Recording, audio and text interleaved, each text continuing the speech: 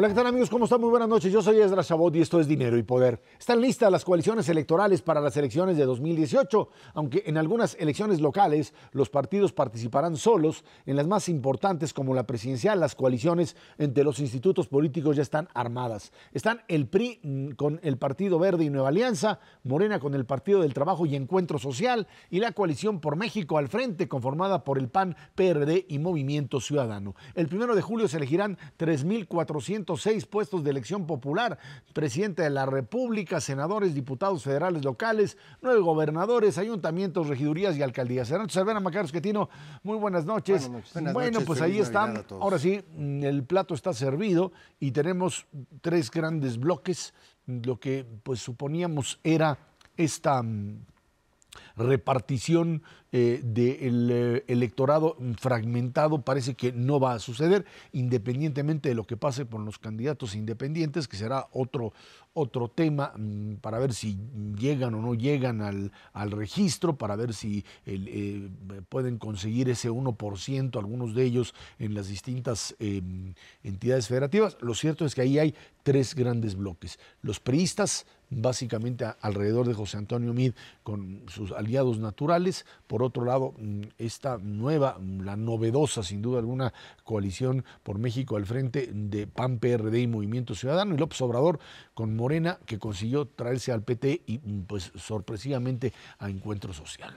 A diferencia de lo que ha ocurrido en otras ocasiones, donde aparecen una gran cantidad de candidatos, como ocurrió por ejemplo en Estado de México, lo que tenemos en la elección nacional van a ser 3 fuerzas grandotas, que no arrancan como originalmente se había estado insistiendo. Las encuestas que se han estado haciendo, todavía las que se hagan ahorita y probablemente buena parte de enero, no van a poder medir todavía realmente lo que las personas están pensando rumbo a la elección de 2018 y pues en una gran cantidad de encuestas pues salía como si Andrés Manuel fuera solo y todos los demás no pintaran. Pero es un problema de conocimiento de la persona, y ahora que ya se están conformando las primeras encuestas que hay, todavía muy inexactas por lo mismo, pues ya están hablando de que las 3 fuerzas arrancan más o menos del mismo tamaño, y creo que esto se va a ir aclarando conforme pues avance el tiempo. Faltan los independientes por definir, estos hasta que termine su proceso, mediados de febrero prácticamente sabremos. Todo indica que hay 3 independientes que podrían llegar a tener registro, tal vez, no está fácil. Bronco, Margarita Zavala y el señor Ríos Peter. Está para este último bastante difícil, pero todavía es, digamos, matemáticamente posible. Vamos a ver si lo logran. Y hay que ver ellos exactamente dónde se ubicarían. Yo tengo mis dudas, por ejemplo, decía yo, Ríos Peter a lo mejor no alcanza las firmas. No sé si sea una buena idea para Margarita Zavala competir o no, independientemente de pues las virtudes que pueda tener. Creo que el mercado de ella es un mercado que ya se ha estado acomodando alrededor del candidato Meade, del candidato del PRI, que fue funcionario del gobierno de Felipe Calderón y por lo mismo pues tiene muchos simpatizantes ahí, y estaría dividiendo ese voto. Creo que le dañaría al señor Meade, entonces pues me imagino que a lo mejor conviene que mejor no sea candidata, ellos sabrán qué deciden.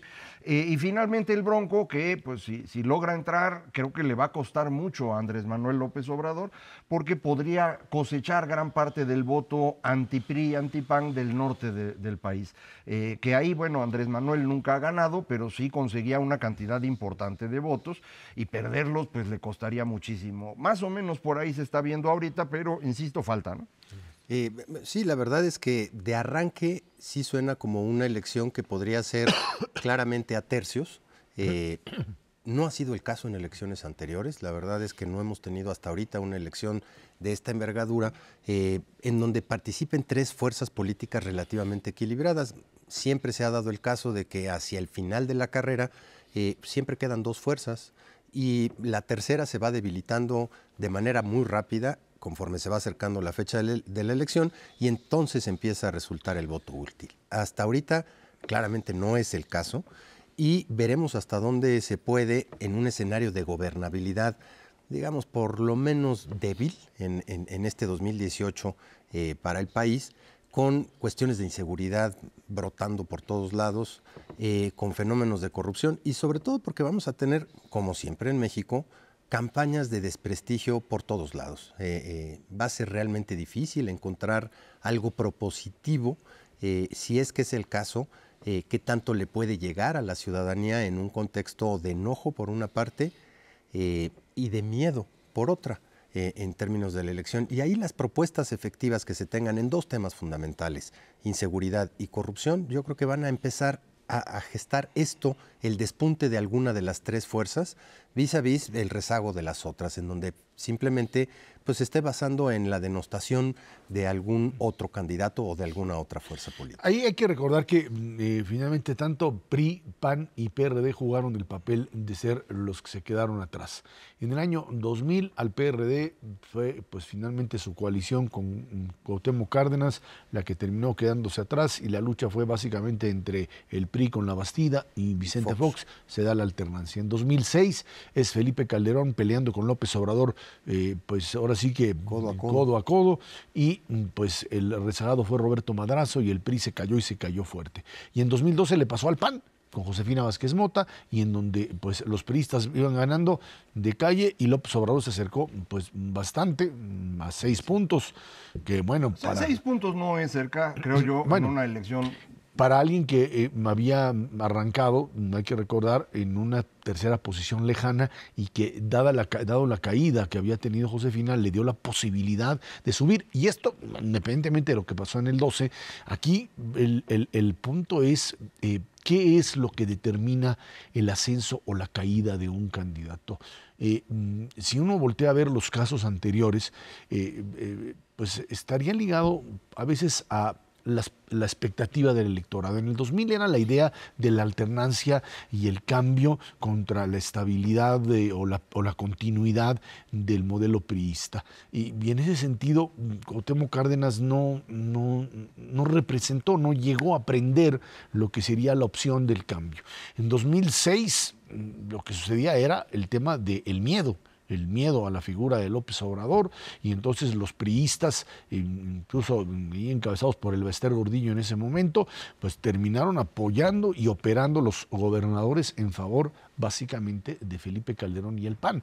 Y en 2012 era pues la figura obviamente de Enrique Peña Nieto con una Josefina Vázquez Mota que terminó perdiendo la fuerza que tenía originalmente, y la clave estaba ahí pues básicamente entre otra vez un López Obrador con una propuesta que parecía moderada al principio, pero que los errores en los que cae la figura de López Obrador por su propia tendencia a plantear argumentos que descalifican al contrario y que o a veces propuestas que yo no sé si las han pensado o si las quieren poner en práctica, pero que resultan contrarias a lo que es el sentir de la ciudadanía. Hay que recordar que aquí de lo que se trata no es de lo que estás proponiendo y vas a realizar, porque finalmente pues eso, quién sabe si cuando llegas al poder lo haces, ni en el mundo ni entero, en el mundo se hace, elección. pero hasta dónde el mensaje que tú estás lanzando es convincente para un electorado y no lo asusta. Y cuando tú de repente empiezas a hablar de darle amnistía a criminales o decir que los otros son pirruris blancos, etcétera, etcétera, híjole, ahí otra vez estás cayendo en un esquema de descalificación que no te funciona. Sí, creo que lo que ha ocurrido en las elecciones, especialmente 2006 y 2012, es que pierde el partido que no va unido.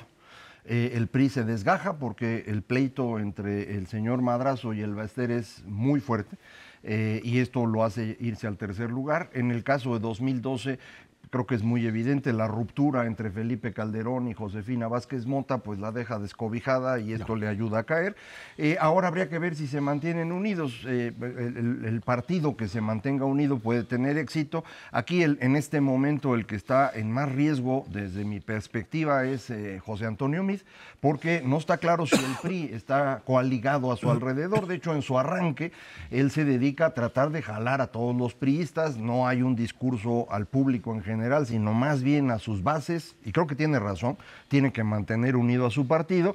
Y en esta perspectiva, pues lo del Partido Encuentro Social, un partido muy ligado a Osorio Chong, aunque también a una pues corriente cristiana, que se haya ido con López Obrador, pues es una señal de preocupación, me parece. Ya estarán viendo dentro del PRI cómo lo administran. Creo que esto es bien importante para ver cómo se va dando la dinámica. López Obrador en 2012 arrancó con esta idea de la República Amorosa, los amigos del auditorio lo deben recordar, y fue hasta que rompió con esta idea de la República Amorosa que pudo empezar a subir, porque el verdadero Andrés Manuel es el de 2006, no hay otro. Los demás son arreglos que le hacen algunas personas de su entorno para tratar de que con eso pues sea más atractivo al público, porque la verdad es que siempre da miedo, es decir, sus propuestas suelen ser demasiado rupturistas como para que el público en general las apoye. Entonces, ahorita estamos en eso, presentó una plataforma que hubo quien la festejaba porque parecía muy moderada y demás. Yo honestamente no creo en eso en absoluto, porque cuando se presenta hace una semana ya su precandidatura formalmente, pues se regresa a lo de siempre, ¿no? Lo que realmente a él le gusta, y a lo que él le gusta es enfrentarse a los demás, en este sentido un poco parecido a Trump. Él percibe las relaciones humanas como dominación, tienes que estar encima del otro y los demás se tienen que pues subordinar a ti, y eso es una cuestión que a mí me preocupa mucho desde hace años, desde que yo trabajé con él, y creo que no es una buena idea para la presidencia, pero pues ya verán los amigos qué deciden. Una advertencia, lo que veamos de ahorita, finales de diciembre hasta justo antes de la elección, van a ser un montón, una cantidad impresionante de encuestas. Las encuestas no sirven para predecir, no son una proyección de lo que puede suceder, son simplemente fotografías de cómo está en el momento bajo diferentes metodologías que hacen diferentes empresas encuestadoras, pero que difícilmente le han atinado, no solamente en México, en muchísimas partes del mundo. Las encuestas, por ejemplo, en el caso de Inglaterra, predecían que se iba a quedar Inglaterra en la Unión Europea. Nunca pensaron ni por equivocación el Brexit. Las encuestas predecían que iba a ganar Hillary y ganó Trump. En ese contexto, y en el caso de México, muchas de las encuestas sí se aproximan al resultado final, pero no, ¿para qué sirven las encuestas en realidad? Uno, son muy importantes para que los propios equipos de campaña puedan ir cambiando o modificando sus estrategias de acuerdo con lo que está pensando la población dividida en diferentes estratos. ¿Qué están pensando los jóvenes? ¿Qué están pensando las mujeres? Los educados, la parte rural, etcétera? Y eso te permite irte acercando a tu público, finalmente al electorado. Pero, digo, el último caso muy específico es el de Chile, reciente, hace un mes y medio más o menos, en donde predecían una clarísima victoria y se cerró de tal manera que tuvieron que ir a una segunda vuelta. Entonces, no nos vayamos con la finta y tampoco juzguemos a las encuestas precisamente por eso, por qué tanto se acercan al resultado final, van cambiando a lo largo del tiempo y van midiendo precisamente esto. ¿Cuáles son las preferencias electorales por segmentos?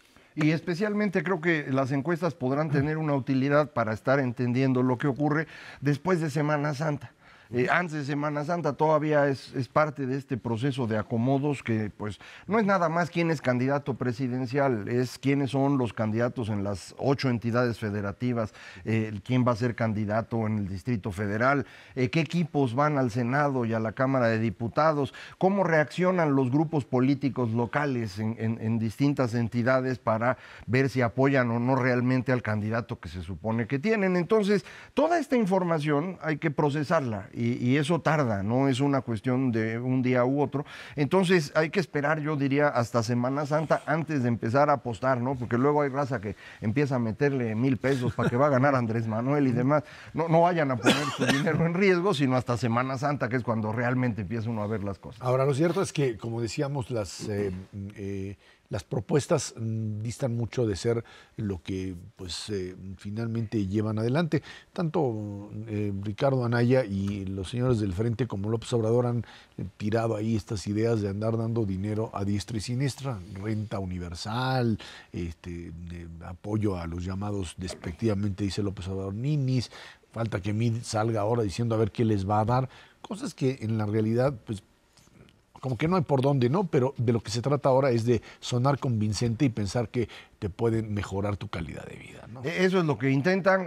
Creo que también estas cosas vamos a tener que irlas procesando, es decir, que los amigos del auditorio vayan viéndonos aquí o en los periódicos o en otros canales, pues si los números dan o no dan. Para Y hay que esas cosas, aclarar ¿no? las propuestas.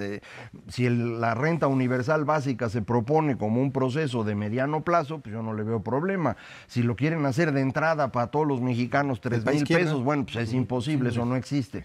Lo mismo ocurriría con el caso de Andrés Manuel, 3,000 pesos mensuales por 2 millones de personas. 100,000 millones. Bueno, pues ¿de dónde va a salir ese dinero? Ahí no hay de ese dinero. Bueno, vámonos a una pausa y de regreso vamos a platicar con usted sobre lo que ha sucedido durante este año, Tratado de Libre Comercio, la reforma fiscal norteamericana y, por supuesto, un escenario ahora mucho más difícil para Donald Trump, afortunadamente para nosotros. Esto es Dinero y Poder.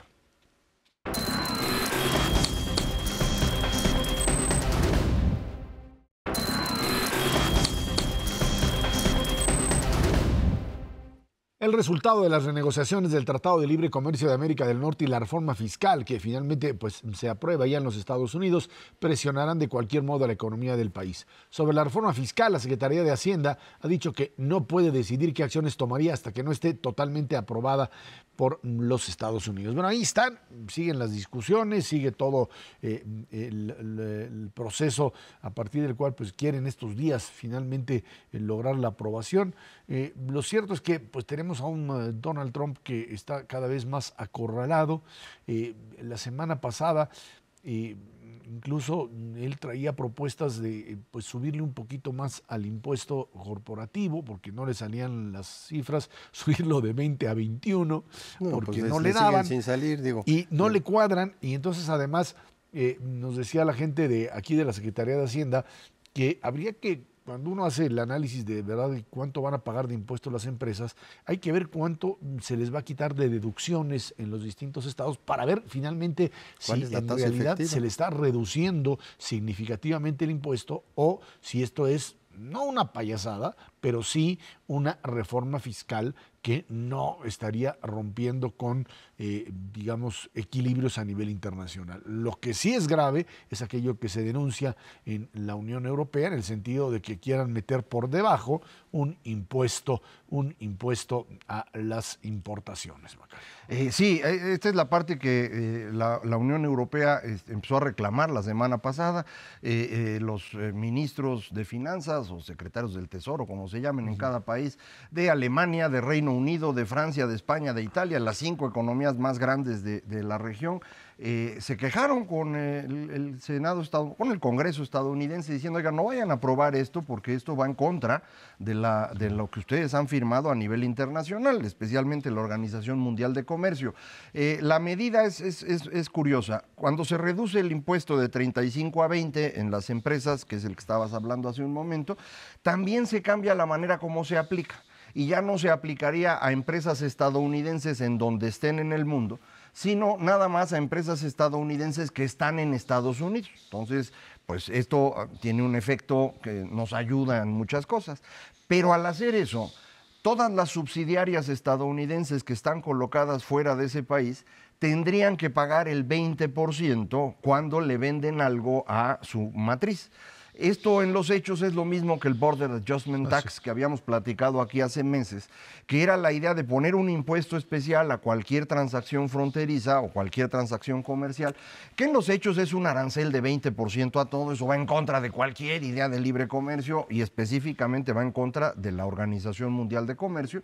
Y pues esto es una guerra más del señor Donald Trump, que no entiende el tema comercial, y él insiste que si cierra sus fronteras, pues va a poder producir más. Es una creencia que tiene muchísimo tiempo, no es extraño que la tenga el señor, pero esto va en contra de lo que se debe hacer, y pues la Unión Europea ha dicho no lo vayan a hacer porque entonces sí se va a complicar el asunto. Nosotros le ponemos aranceles a lo de ustedes, vamos a ver qué pasa, ¿no? Porque sí es un tema importante. Sí. Hay un elemento fundamental que tiene que entender el auditorio, que es, una cosa es la tasa que se pone o que está vigente, y quitándole las deducciones que pueden hacer las empresas, te da una tasa efectiva. Hoy por hoy la tasa en los Estados Unidos es efectivamente superior, puede llegar hasta el 35%, pero una vez que se quitan las deducciones, está prácticamente en los mismos niveles o inclusive por abajo del promedio de la OCDE. La tasa efectiva del impuesto sobre la renta que están pagando las empresas estadounidenses están alrededor de 22-23%. Si se le baja al 20%, tendría que haber un mecanismo efectivo de ya que no pudieran tener el tipo de deducciones que hoy por hoy tienen. Eso está por verse porque también es bastante ambigua la ley en términos de su propuesta. Es el mismo caso de México. México puede reaccionar, y ese es el punto fundamental, frente a una medida de esta naturaleza, permitiendo una mayor deducibilidad, especialmente de las inversiones que hoy por hoy no están ahí vigentes, y de la deducción de todos los gastos en personal que realizan las empresas. En ese contexto no necesitas modificar la tasa en nuestro país, simplemente encontrar cuál es ese monto específico que te sirve para dos propósitos bajas. Si lo quieres ver como una oportunidad para realinear todo tu sistema fiscal, es una muy buena oportunidad para ver específicamente qué impuesto pones, qué deducciones les permites a las empresas con dos propósitos bajos: generar más empleo y mucho mayor inversión, que es lo que verdaderamente requiere este país para poder alcanzar tasas de crecimiento superiores al 4%. Yo creo que tienen razón en Hacienda. Hay que esperarse a ver qué acaban haciendo estos para entonces empezar a pensar cómo haríamos un cambio. No se puede hacer una reforma fiscal en medio de las campañas, entonces pues no ocurriría. Pero yo sí creo que hay un momento ideal para hacer una reforma fiscal, que es precisamente al término de la elección, para preparar al siguiente gobierno. Es algo que puede negociarse, creo yo, Agosto, entre las fuerzas septiembre de políticas. 2018. En julio, agosto, septiembre entra el nuevo Congreso. Dependiendo de cómo terminó la elección, igual se puede ir hasta septiembre. Pero ahí podría pensarse una reforma fiscal nueva en México que nos permitiera movernos un paso adicional, que yo creo que debería incluir una reducción al impuesto sobre la renta de empresas, no de personas.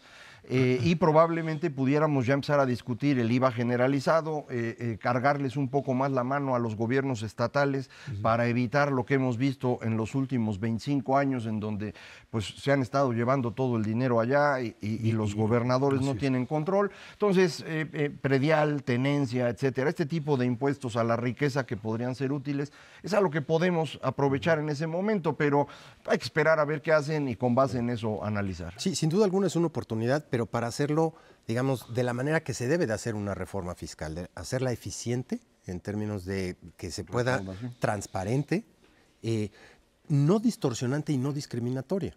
Y eso es fundamental para que las fuerzas de mercado efectivamente puedan emparejarse a todos los sectores de actividad. En el momento en que le empiezas a imponer impuestos muy específicos a sectores de actividad, todo se empieza a distorsionar. Mientras más parejo para todos sea, mejor. Mucho mejor en términos recaudatorios, por una parte, y en términos de no discriminación hacia los demás sectores. Ahora, el otro tema que está ligado, por supuesto, a esto es el del Tratado de Libre Comercio, algo que ya lo dejamos ahí morir después de que pues, se dieron esta quinta ronda, etcétera.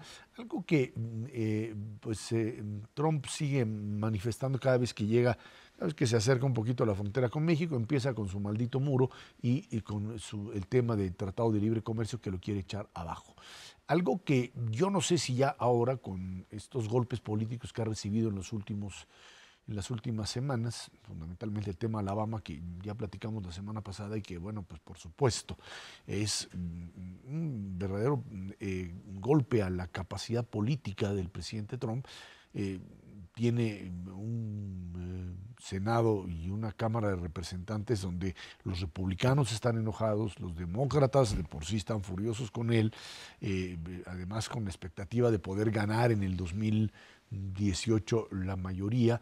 Y yo no sé si la reacción de un presidente Trump en estas condiciones le dé para tratar de forzar una negociación o romper un tratado de libre comercio, o por el contrario decir, hasta aquí llegamos porque ya la fuerza política con la que se está manejando está sumamente disminuida, y hay que recordar que hay grupos de poder económico en Estados Unidos que le han dicho claramente no se puede echar abajo el TLC, no se pueden imponer este tipo de modificaciones que dañan a la agricultura, a la industria automotriz, al empleo como tal, porque dañarían enormemente a toda la economía norteamericana. Sí, la verdad es que ahora, olvídate de que estén enojados los senadores, republicanos o demócratas, están enojados los empresarios estadounidenses. Y ahí es en donde sí duele, y duele muchísimo en términos A pesar del de que soporte. tienes una economía norteamericana creciendo. No, están enojados por la propuesta, Claro. porque derivan una cantidad de dinero importantísima del Tratado de Libre Comercio. Los que exportan hacia México, fácil 30,000 millones de dólares al año. Y los que importan desde México, otros 30,000 millones de dólares de utilidades netas después de impuestos. Entonces, son dos fuerzas que dicen, no, con esto no te metas. Es el problema de los gobernantes que piensan todo en términos de ellos mismos y no pueden entender las cosas globales, no escuchan. Por ejemplo, cualquier persona de Estados Unidos que se dedica a esto, los empresarios, los gobernadores, los representantes, los senadores, todos saben que el tratado no se debe tocar, se puede renegociar pero no echar abajo. Los únicos que quieren echar abajo el Tratado de Libre Comercio son el señor Donald Trump y su encargado de negociación, que es el señor Lighthizer.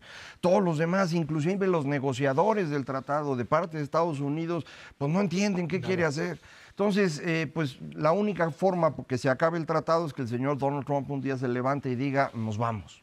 Y pues contra eso no hay defensa, no podemos hacer nada, no hay manera de convencerlo, no hay manera de negociar. Lo que México está haciendo es lo que debe hacer, ir arreglando todas las cosas que son corregibles dentro del tratado. No está claro, ¿eh? Vayámonos al peor escenario posible. Se levanta enojado y dice adiós. Sí. Pero entonces entra al Senado. ¿Y en qué circunstancias va a estar el Senado? Esto es una discusión que está pendiente, pero en cualquier caso, el origen del problema y todo el centro del problema es Donald Trump. Es correcto. Y es él solito. Entonces, pues, ¿qué podemos esperar? Nada, no sabemos. Ahora, lo cierto es que para México, creo que la estrategia, pues es, alguien decía, hay que jugar a la estrategia mexicana que hemos jugado en muchísimas otras ocasiones, que no nos ha resultado, ha sido terriblemente dañina, la de patear el bote, dicen. O sea, en México hemos aventado los problemas para adelante, total que lo resuelva la siguiente administración. En esta ocasión dicen, esta puede ser una muy buena estrategia. No lo fue, por supuesto, para el tema de la transición democrática, no lo fue para las reformas estructurales que debieron haberse hecho antes, etcétera. Hoy, dice Fertitema, Tratado de Libre Comercio, interlocutor Donald Trump, hay que seguir pateando el bote, a ver si en algún momento se va y podemos dialogar con alguien sensato, ¿no? O de tanto tomar refrescos se nos muere y salimos ganando todo. Esa es otra. Es la filosofía de Calimán, serenidad y paciencia. Antes de que llegue el juicio político, el impeachment, con los demócratas también enfurecidos. Vámonos a una pausa, de regreso platicamos pues los problemas precisamente de los atorones en la política mexicana. No hay todavía fiscal general, fiscal anticorrupción, el problema básicamente del desencuentro político en nuestro país. Esto es Dinero y Poder.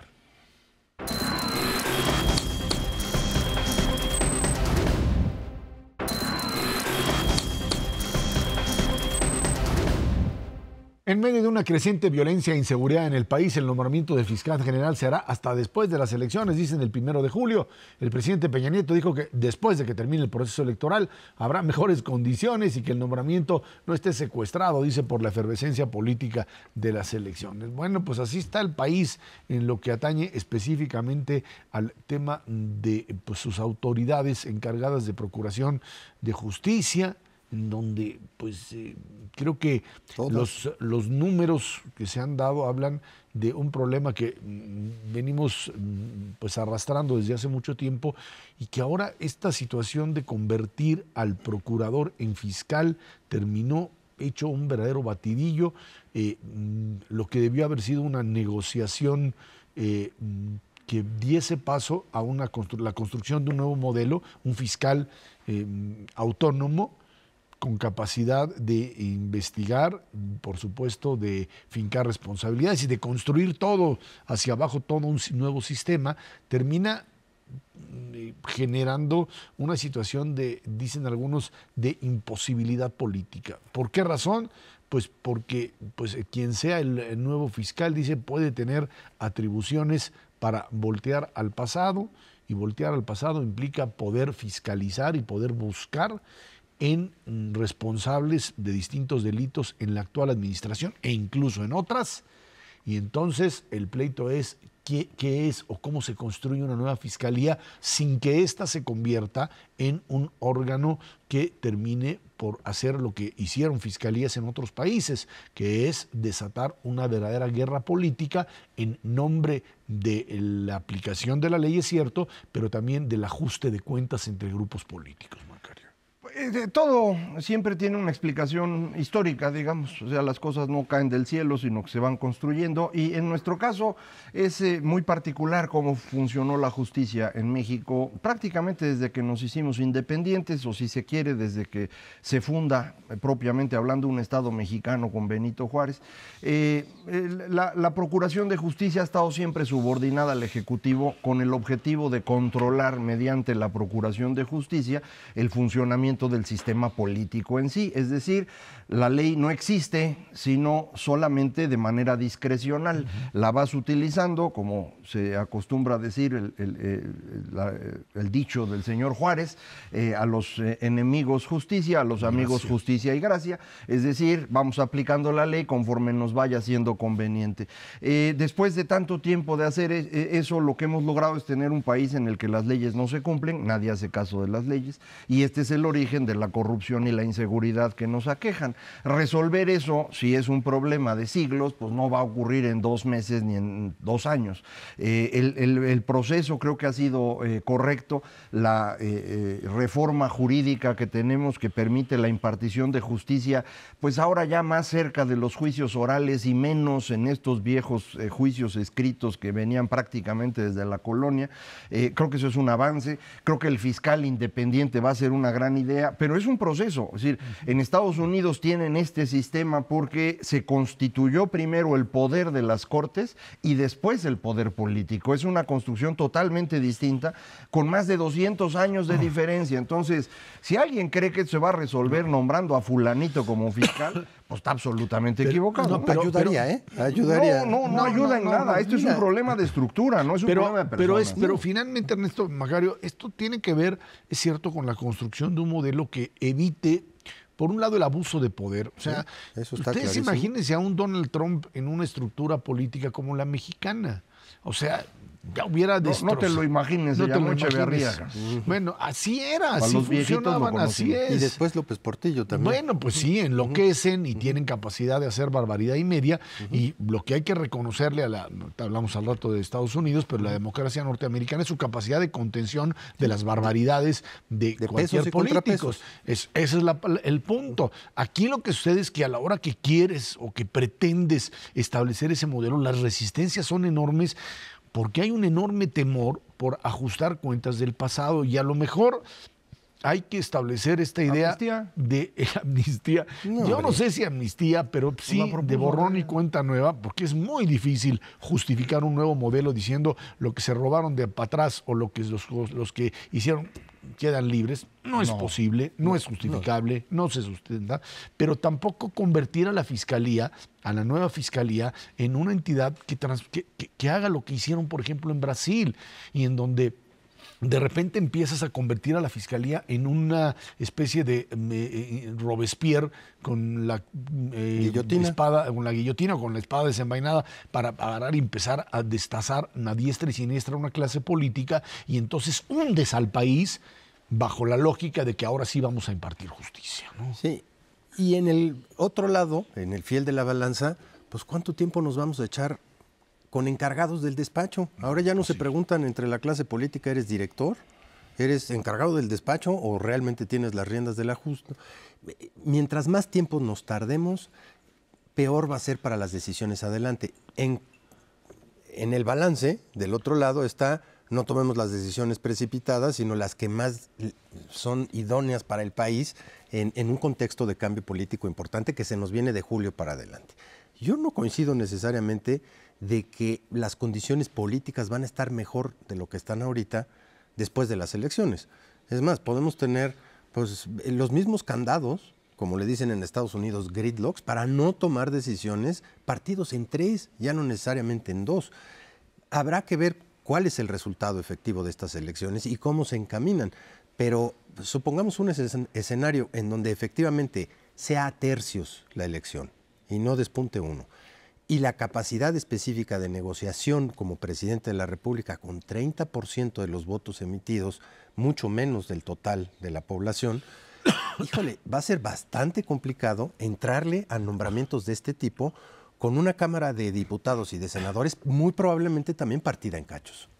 Va a estar partida en cachos, pero no en tercios, eso no va a pasar. Bueno, pero independientemente de eso, el que le toque ser presidente va a tener que establecer un gobierno de coalición. No hay de otra. No hay de otra. O tienes, Ese es exactamente o tienes el la punto. capacidad Sí, pero- de armar una mayoría parlamentaria, como si esto fuese un modelo parlamentario sin que lo sea, y establecer un gobierno de entrada que diga soy mayoría y con esta mayoría gobierno, o simplemente no tendrás posibilidad alguna de moverte. Y por ello es que cuando apareces como candidato descalificando a diestra y siniestra al otro, pues difícilmente puedes avanzar. Es cierto, son campañas y lo que se dice en campañas a la hora que terminan, le bajas. Hay que recordar el Pacto por México, que finalmente, pues ahora sí que se alinearon las estrellas y se hizo un trabajo que nunca se había pensado se podía hacer, que es finalmente lo que se hizo fue una especie de gobierno de coalición temporal, se rompió después de un año y bueno, ahora sigue, el resto ya es historia conocida, pero lo que sí es importante en todo caso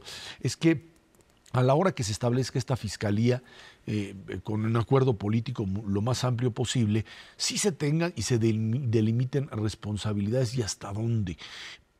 Que le quede claro a la clase política qué es lo que se puede tocar y qué no, porque de lo contrario o se generan expectativas mucho mayores para un fiscal que no esté en condiciones de hacerlo, por lo menos en la primera etapa, o se le dan atribuciones superiores a las que debe tenerla y lo conviertes, de hecho, pues algo así como en pues una especie de guardia supremo que tiene discrecionalidad para cortar cabezas a diestra y siniestra bajo el principio de que yo soy la autoridad y yo tengo la capacidad de hacerlo, ¿no?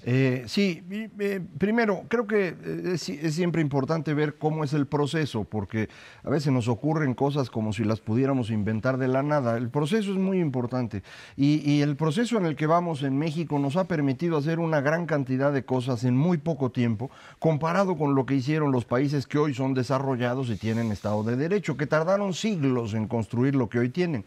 Nosotros lo hemos hecho muy rápido, en 25 años logramos hacer un sistema de contrapesos que no teníamos, el Congreso funciona, los gobernadores contrapesan al presidente, aunque los gobernadores en sí no tengan todavía el contrapeso y es parte de lo que tenemos que resolver pronto. Entonces, tampoco es así como que venimos de la nada y las cosas están espantosas, no, hemos ido avanzando significativamente. Hay dos grandes momentos de negociación en el México reciente, el mismo Tratado de Libre Comercio y todas las reformas asociadas no fueron nada más porque se le ocurrió a Salinas y al PRI, negociaron con Acción Nacional en aquella época para tener las mayorías suficientes para hacer los cambios, lo hicieron ahora en el Pacto por México, así que no veo ninguna dificultad en que lo vuelvan a hacer en el próximo septiembre y podamos tener ya no una negociación sobre medidas económicas, sino sobre la forma como el régimen debe funcionar y ahí resolver este tema. Yo sí escuché a un muy alto funcionario de esta administración decir lo que tú acabas de comentar. Dice, sí, necesitamos fiscalía independiente y autónoma y esto, pero no vaya a pasarnos lo de Brasil porque entonces se nos viene abajo el sistema político entero. Creo que tienen razón y creo que esto debe ser parte del proceso de negociación, la delimitación del espacio sobre el que hay que trabajar, pero pues indudablemente hay castigos hacia atrás que no se pueden dejar así nada más. Tenemos varios gobernadores que se atascaron al nivel de la locura, tenemos todavía el caso Odebrecht que hay que aclarar, necesitamos ver lo de Pemex, porque en Pemex se nos fue una riqueza monumental y no es nada más de que los excedentes se los llevaron los gobernadores. También se nos fueron 120 mil millones de pesos por año dentro de Pemex, a través del sindicato. Déjala, el otro es crimen, esto es corrupción vil. Entonces, todas estas cosas hay que irlas resolviendo, pero es un proceso, pues, no se me aceleren. Es crimen, pero también hay parte de corrupción, eso indudablemente. Sí, sin duda. Brasil no se cayó 5% durante los últimos 2 años, nada más por eso, tuvo consecuencias económicas importantes, pues sí.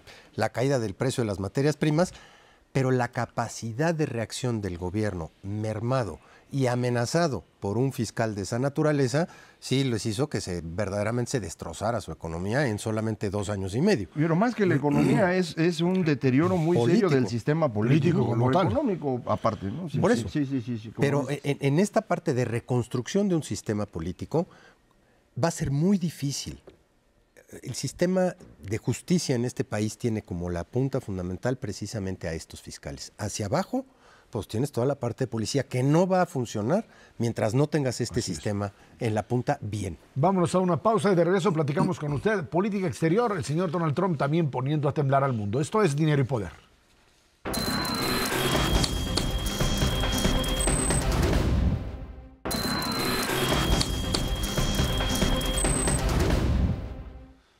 El presidente de los Estados Unidos, Donald Trump, llegó a la Casa Blanca y cambió totalmente el panorama mundial. Su ignorancia sobre política internacional lo ha llevado a tomar medidas y acciones que ponen al mundo cerca de enfrentamientos bélicos importantes. Está en Corea del Norte, que ha amenazado con atacar a los Estados Unidos con armas nucleares, y ahora pues este choque con el mundo árabe y musulmán tras el reconocimiento oficial que hace de Jerusalén como la capital de Israel. Bueno, pues ahí está un Donald Trump, y queremos situarlo ahora en el tema de lo que sería esta perspectiva de sus relaciones con el resto del mundo. Yo creo que esta idea, este concepto de America First, que es primero Estados Unidos, retomado claramente de un modelo propio previo a la Segunda Guerra Mundial, en donde de lo que se trataba era de apostar porque Estados Unidos podría crecer y ser una gran potencia aislado del resto del mundo. Es esta idea también muy clara de que Estados Unidos no tenía por qué ser la superpotencia que influyera, determinara, moviera fichas en todo el mundo, algo que para muchos era pues aceptable. El problema fue que tanto en la Primera Guerra Mundial como en la Segunda Guerra Mundial su participación fue determinante para inclinar la balanza de uno u otro lado.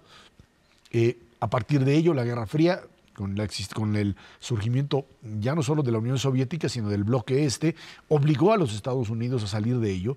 La propia Guerra Mundial, por supuesto, la Segunda Guerra Mundial los obligó a entrar, y a partir de ese momento los Estados Unidos se convirtieron en el imperio que tuvo la capacidad de imponer condiciones y de abusar incluso del poder de forma indiscriminada.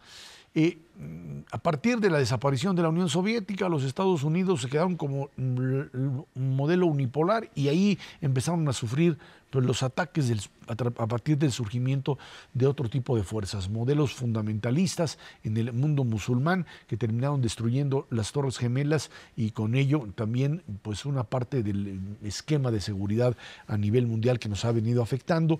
Y en esta lógica, la llegada de Donald Trump lo que representa es esta idea de volver a cerrarse, regresar al esquema cerrado, a la idea otra vez de que pues, Estados Unidos no tiene nada que ver ni con el Acuerdo de París de Cambio Climático, Estados Unidos no tiene nada que ver con un acuerdo transpacífico de libre comercio, por supuesto nada que ver con NAFTA, que es lo que él quiere hacer, y a partir de ello tiene que incidir, porque no tiene otra, en determinados conflictos, porque Rusia se mete en Medio Oriente, porque Estados Unidos es parte de esta realidad, y como no tiene un programa para hacerlo, entonces hace las mismas tonterías que hace en otros niveles. Reconocer a Jerusalén como capital de Israel, que es una demanda legítima del Estado judío, en este momento se convierte en un detonante de un enfrentamiento con el mundo musulmán y aleja las posibilidades de una negociación con los palestinos. Esto no lo entiende el señor Trump, y convierte otra vez al Medio Oriente en ese espacio que tiene la capacidad de ser incendiado por los grupos extremistas, y en donde el señor va, avienta su bomba, se regresa y dice: yo no tengo nada que ver con esto. Ahí se ven. Sí, Estados Unidos tiene una circunstancia muy particular. Es casi un continente, es un país muy, muy grande, con mucha población, que, como decía Bismarck, tiene la gran fortuna de estar rodeado por dos océanos y por dos vecinos débiles, de manera que puede crecer, enriquecerse con menos riesgo que cualquier otro país de los grandotes del mundo. Comparables en tamaño y posiblemente aspiraciones, solo están Rusia y China, y los dos tienen pues grandes dificultades para controlar el territorio que no tiene Estados Unidos, y por eso ellos pensaron: solitos la podemos librar. Pero uno no puede ser el país más poderoso del mundo en términos económicos y no serlo en términos militares. Por razón obvia, si tú tienes mucha riqueza y no tienes quien te ayude a defenderla, o no tienes armas tú, pues llegan y te la quitan, ¿no? Entonces, cuando tú empiezas a generar esta fuerza militar, evidentemente vas a tener conflictos. Visto desde América Latina, siempre nos hemos quejado del imperialismo yanqui, porque pues ellos son los que han venido a desordenar aquí en América Latina. Eso mismo han hecho todos los países poderosos en toda la historia, porque es la forma de mantener su propio poder. No han sido particularmente miserables, hay una gran cantidad de imperios peores en la historia, y hoy mismo los hay disponibles, antes de que se les ocurra cambiar a este con tanta facilidad. Pero la administración de esa posición es compleja y requiere no solamente un gran equipo de personas calificadas, sino alguien que toma decisiones que medianamente entienda lo que está pasando. Y Donald Trump no puede entender esto, porque yo insistiría, su única forma de ver la relación humana es yo domino y tú te subordinas. Y si eso lo ve tanto con las personas cercanas, con los que están en los comités de seguridad nacional, y lo ve así con el resto del mundo, pues el único resultado posible es el conflicto. Y eso es lo que está ocurriendo en Corea del Norte. En lugar de dejar en paz al gordito que tiene su bomba nada más para que no lo ataquen, pues ahí va a pelearse con él, y nos ha elevado a probabilidades que muchos que saben dicen más de 25% de probabilidad de guerra nuclear en los próximos meses. Pues es una probabilidad bien alta. Y el fenómeno en Medio Oriente es una tontería monumental, como dices, en este momento en particular. Entonces, pues sí, es un problema muy serio, ¿no? Y eso pasa cuando uno elige a personas como estas que pues no entienden bien las cosas y solo quieren subordinación. Yo estoy prácticamente seguro que no puede sentarse en una mesa con más de 2 personas, y por eso le choca tanto todos los organismos multilaterales, porque hay muchos sentados en la mesa. Lo ha hecho con la ONU, con el TPP, con Medio Ambiente, con la UNICEF, con la OMC, con la OTAN. Donde hay más de 2 personas no puede. Es más, donde hay 2 personas tampoco puede. O sea, pasa de bloquear el multilateralismo a bloquear el bilateralismo. Tampoco esta relación bilateral a la que hace referencia Macario no es bilateral, es de dominancia, es terrible, pues, o sea, no hay otra manera. Y en este sentido, del multilateralismo al bilateralismo, al aislacionismo, Estados Unidos está perdiendo un terreno bestial en el último año, que otros países ya se empezaron a empoderar. Clarísimamente China en la parte económica, Rusia en la parte política, y desde luego la Unión Europea un poco expectante, tratando de consolidar y de defender. Hoy por hoy Angela Merkel pues, es la líder mundial de la democracia de libre mercado en el mundo. Y eso también ya lo perdió Estados Unidos desde hace un buen rato. Yo aquí tengo una preocupación adicional. Lo que acaba de comentar Ernesto es correcto. Se retira Estados Unidos y los otros querrían sustituir, pero nadie tiene capacidad para hacerlo. Es decir, China, diríamos, pues en materia económica ha tenido crecimiento. Es una mentira monumental. No está creciendo hoy. Tiene un problema financiero gravísimo. Su moneda no puede usarse para intercambios. Sí ha estado invadiendo tanto África como América Latina, y me refiero a invasión económica. Un crecimiento de 6%. Sí, pero esos son cuentos. Esos son cuentos. Sí, eso no, pero con inversiones, inversión extranjera yo. fuertísima en África y en América Latina. Sí, inversión importante. Están construyendo ahora su camino de la ruta de la seda, versión siglo XXI. Moderna. Vamos a ver qué logran. Rusia no tiene tampoco una base para poder avanzar. Son muy buenos para desordenar. Eso es lo que están haciendo a través de su gran capacidad en redes sociales. De hackeo. Fuera de eso no tienen nada. La Unión Europea está hecha bolas a su interior. Angela Merkel ya ahorita no es líder de nada, porque no puede ni sostener su coalición de gobierno en Alemania. Vamos a ver si esto avanza. Entonces, estamos pasando de haber tenido una guerra fría entre 2 polos a tener solo a Estados Unidos a no tener nada.